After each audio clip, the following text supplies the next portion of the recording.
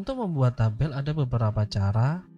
Di sini saya akan membahas bagaimana cara membuat tabel cara yang pertama.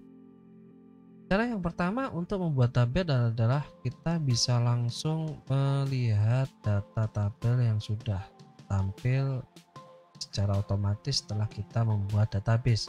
Di sini kita tinggal memasukkan saja data-data yang akan kita masukkan. Contohnya di sini saya memasukkan ID, di mana kita ilustrasikan di sini kita memiliki ID sebuah data mahasiswa. Oke, kita langsung masukkan datanya sebagai contoh berikut ini.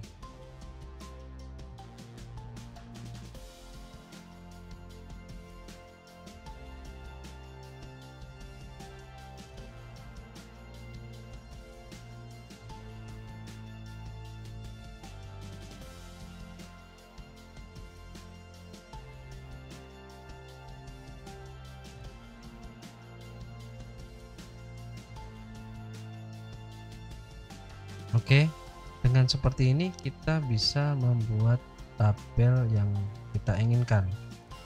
Tetapi di sini nama kolomnya masih belum berubah karena nama kolom yang ada di sini masih menggunakan nama kolom yang default sesuai aplikasi Access. Setelah kita mengisikan datanya, di sini kita tinggal menyesuaikan nama kolom yang sesuai dengan yang kita inginkan. Nah, di sini kita rubah. Contoh di sini adalah sebetulnya ID. Kita di sini rubah. Cara merubahnya, kita tinggal arahkan pointernya di kolom yang ada, kita double klik. Oke. Kemudian kita rubah namanya. ID. Oke. Di sini saya berikan tanda underscore sebagai pemisah. Karena mengapa? Nanti di pembahasan-pembahasan berikutnya kita akan ketahui manfaat dari underscore. Karena mengapa? Apabila kita menggunakan spasi, kemudian kita akan membuat query, rumus dan lain sebagainya, itu pasti akan sedikit rumit dan menyusahkan. Kita harus menambahkan satu simbol agar penamaan kolom tidak terpisah. Tetapi apabila kita menggunakan underscore, penamaan kolom adalah satu kesatuan, yaitu adalah ID underscore per.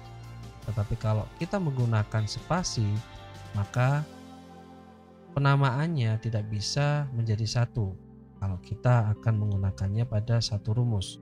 Makanya di sini saya sarankan kalian menggunakan underscore. Kemudian kita lanjutkan perubahan namanya ya.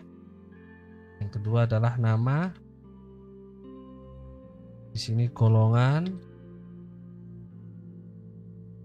dan status. Yang terakhir adalah gaji. Oke, kira-kira seperti ini datanya. Dan ini adalah cara pertama untuk membuat tabel. Yang terakhir kita tinggal menyimpan tabel. Kita tinggal tekan logo disket yang ada di pojok kiri atas, atau mungkin kita bisa menekan di keyboard secara bersamaan Ctrl S. Di sini saya akan gunakan icon yang ada di pojok kiri atas. Oke. Nah, di sini akan keluar form di mana kita diberi petunjuk untuk mengisi nama tabel. Nama tabel di sini harus kita sesuaikan. Ini tabel apa? Oh, ini tabel pegawai. Maka di sini harusnya nama tabelnya adalah data pegawai. Jadi nama ini masih default. Nah, makanya sebelum disimpan di sini harusnya kita lakukan perubahan sesuai tabel yang kita buat. Di sini kita rubah namanya menjadi data pegawai. Oke, kita simpan. Langsung otomatis berubah data pegawai, nama tabelnya. Di barnya juga berubah data pegawai. Itu cara pertama untuk membuat tabel. Untuk cara kedua saya akan jelaskan pada video berikutnya. Karena mengapa? Cara yang kedua ini kita harus menentukan jenis tipe yang akan digunakan. Contoh seperti ID pegawai harus menggunakan jenis tipe data yang apa, nama harus menggunakan jenis tipe data yang bagaimana, dan lain sebagainya.